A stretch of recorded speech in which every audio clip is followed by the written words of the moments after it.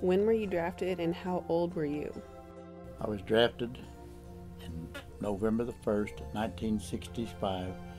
I was drafted in the U.S. Army, and I was 20 years old. How did you find out about being drafted? I got a letter in the mail, which was a draft notice at that time, saying to report to the Army Depot in Kansas City, Missouri.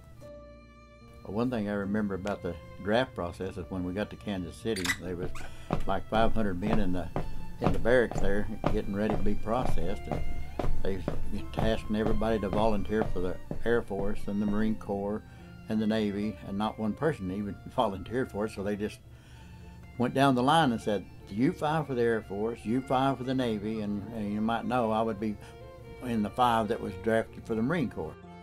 It must have been quite a surprise finding out that you were going into the Marines instead of the Army. How did you tell your family?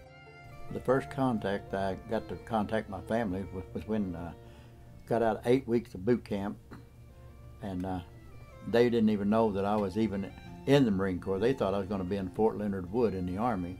But when I wrote them a letter and let them know that I was in California, San Diego, California boot camp, they was really shocked and amazed that I was halfway around the world to them.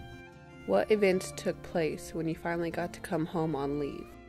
After I got out of training at Camp Pendleton, I got to go home for 2 weeks before I was deployed to Vietnam, and I decided that, I need to get married. So I asked my wife, now, which is Marilyn, I asked her at that time if she would marry me if I had 3 days left on my leave, and she knew that I didn't have 3 days left, and of course she said, why, yeah, I probably would, but I said, how about if I had 5 days, would you marry me? Oh yeah, if you had 5 days, and at that time she didn't know that I didn't have any days left.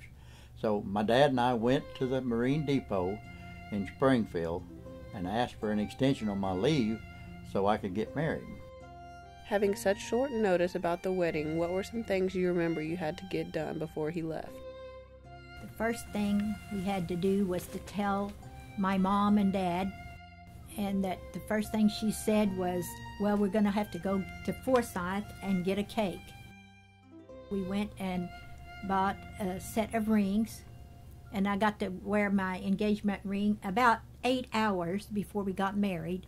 I got engaged in the morning and we got married that night.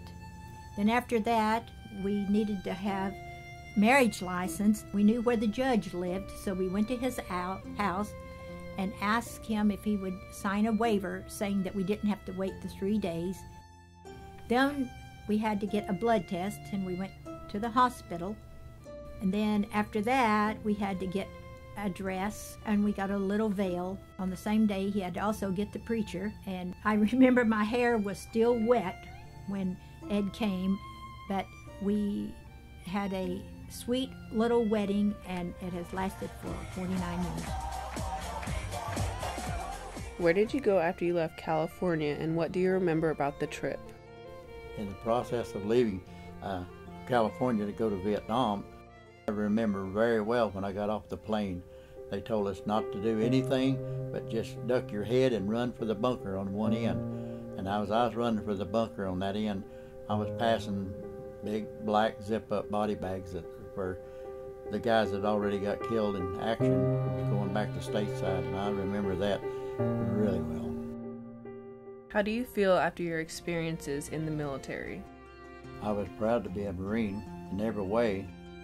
Serving in the Marine Corps for 3 years was, they were joyous times, and there was times even when I got out of the Marine Corps that they called us baby killers, women killers, because Vietnam was a war that didn't need to be fought, and I can actually say that I came out a better person and probably a better husband than I would have been if I hadn't went into service. And I thank God that I got to serve my country.